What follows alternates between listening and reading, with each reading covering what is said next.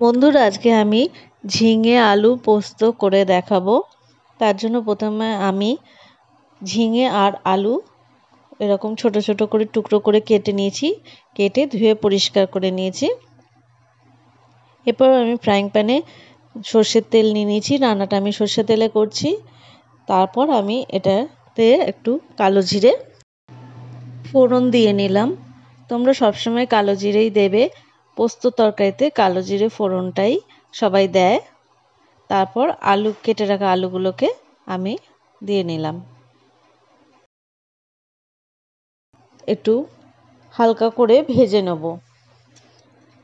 এখন আমি নুন দেব না, এবার একটুখানি হলুদ দিয়ে নেব। অনেকে পোস্ত রান্নাতে হলুদ দেয় না, কিন্তু আমি একটু হালকা হলুদ ব্যবহার করি, তাই আমি একটু হালকা হলুদ দিয়ে নিলাম আলুতে। বেশ রঙটাও ভালো আসবে। এরপর আমি পোস্ত বেটে রেখেছিলাম কাঁচা লঙ্কা দিয়ে, সেই পোস্তটা এর মধ্যে দিয়ে নিলাম।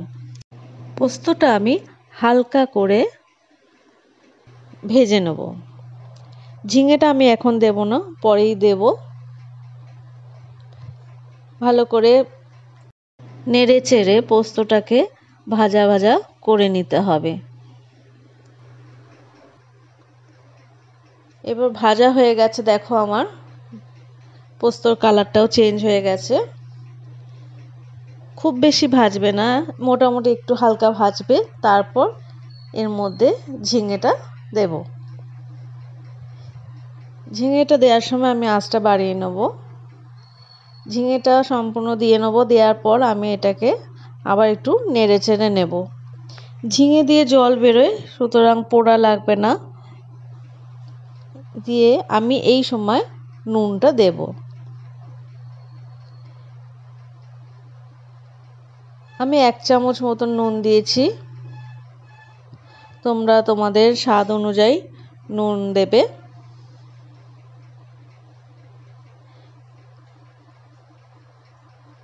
নুনটা দেয়া হয়ে গেলে আবার তোমরা এটাকে ভালো করে নেড়ে চেড়ে নেবে। চেষ্টা করবে একটু ভাজা ভাজা হওয়ার মতন। এবার যে পোস্তটা আমি বেটেছিলাম, বাটিতে রেখেছিলাম, সেই বাটিটা ধোয়া একটু জল দিয়ে নিলাম। এবার তোমাদের আঁচটা কমিয়ে দিতে হবে। দিয়ে আবার ওই জল দিয়েছি যেহেতু, আমি আবার নেড়ে নিলাম, দিয়ে চাপা দিয়ে নেবে। দেখো ঝিঙে থেকে জল বেরিয়েছে, ঝিঙে থেকে জল বেরোয়। এবার আমি একটু কাঁচা লঙ্কা কুচি ওপর থেকে ছড়িয়ে দিচ্ছি। কিছুটা আমি কাঁচা লঙ্কা পোস্ত বাটার সময় বেটেছিলাম,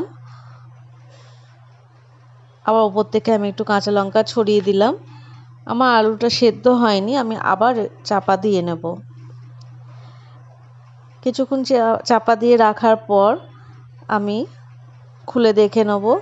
দেখো আমার হয়েই গেছে, কালার দেখেই বোঝা যাচ্ছে বেশ সুন্দর একটা মাখো মাখো ভাব এসেছে।